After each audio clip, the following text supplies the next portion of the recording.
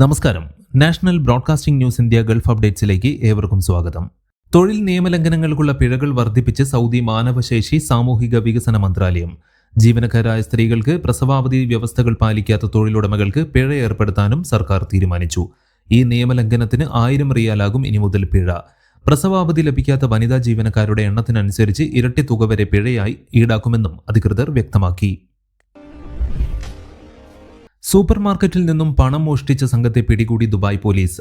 1.57 കോടി ഇന്ത്യൻ രൂപ മോഷ്ടിച്ച 2 പേരെയാണ് അറസ്റ്റ് ചെയ്തത്.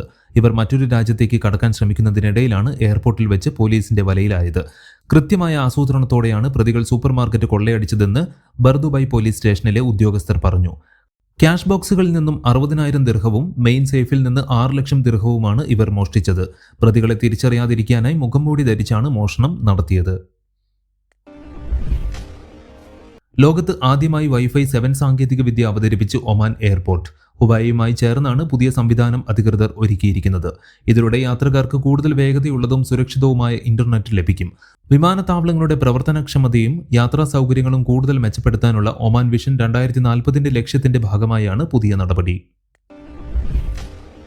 പൊതുനിരത്തുകളിൽ അനാവശ്യമായി ഹോണടിക്കുന്ന ഡ്രൈവർമാർ ജാഗ്രത പാലിക്കുക. വാഹനങ്ങളിൽ നിന്നും ഉയരുന്ന അമിത ശബ്ദം കണ്ടെത്തുന്നതിനായി പ്രത്യേക സൗണ്ട് റഡാറുകൾ നഗരത്തിലെ റോഡുകളിൽ സ്ഥാപിച്ചിട്ടുണ്ട് എന്ന് ദുബായ് പോലീസ് അറിയിച്ചു. അമിതമായി ഹോൺ മുഴക്കിയാൽ 2000 ദിർഹമാണ് പിഴ ഈടാക്കുന്നത്. എമിറേറ്റിലെ പ്രധാനപ്പെട്ട സ്ഥലങ്ങളിൽ ഈ റഡാർ സംവിധാനം ഇപ്പോൾ തന്നെ സ്ഥാപിച്ചിട്ടുണ്ട്.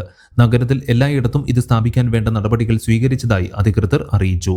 കൂടുതൽ വാർത്തകൾക്ക് വേണ്ടി കേൾക്കൂ national broadcasting news India Gulf updates.